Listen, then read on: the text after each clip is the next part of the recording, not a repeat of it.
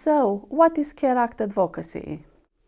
Care Act Advocacy, under the Care Act, the local authority must involve people about decisions about their care and support needs. And if people have trouble being involved in their care and support needs and those decisions, then the local authority must ensure they get the help that they need. If at the time the person doesn't have help available, then they have a right to an independent Care Act advocate. And who is eligible for Care Act Advocacy? So to be eligible for Care Act Advocacy, you need to have a substantial difficulty in one of the areas under the Care Act. A substantial difficulty under the Care Act criteria is very similar to that under the Mental Capacity Act. It can be a substantial difficulty in any one of the following. So understanding information, retaining or remembering information, weighing up and making decisions, and communicating your wishes, thoughts and feelings to others. A lot of our advocates work with people with a learning disability or a mental health condition. And some people have friends and family that can support them. And some people, at the time that the social care processes are happening, won't have friends and family available to help them. Or they choose that they don't want them to help them with that particular piece, which is absolutely fine. And that's where a Care Act advocate can really help. So when should a Care Act advocate be appointed? There are a number of different processes under the Care Act where a Care Act advocate should help.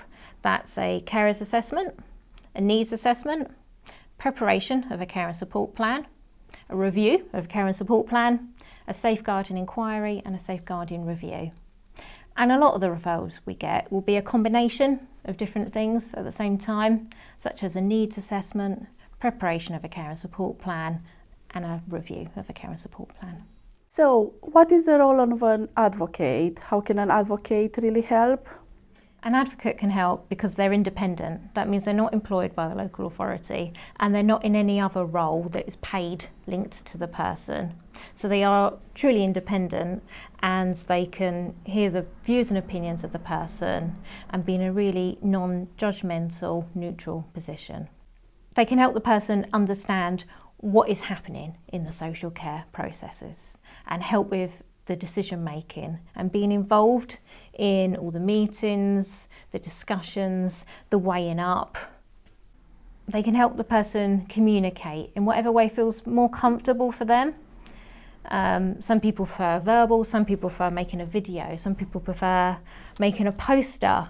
Some people would prefer the advocate to go into the meetings for them and present their views and opinions. Some people are non-instructed, in which case we would take a non-instructed approach. We're very flexible and fluid and will always help the person prepare for different scenarios of how they can really get their views and opinions across. And then afterwards, how they can weigh up the information that they get given. An advocate is always there as well to safeguard people's rights and ensure that the processes are followed in the best way possible for the person.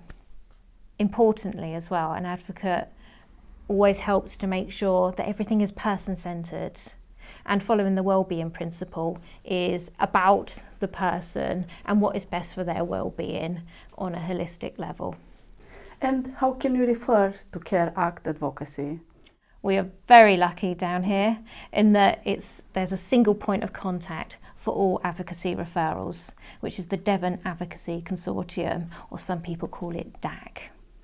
And if you're unsure about whether the person you're working with is eligible for Care Act Advocacy, then just give us a call and we're more than happy to help.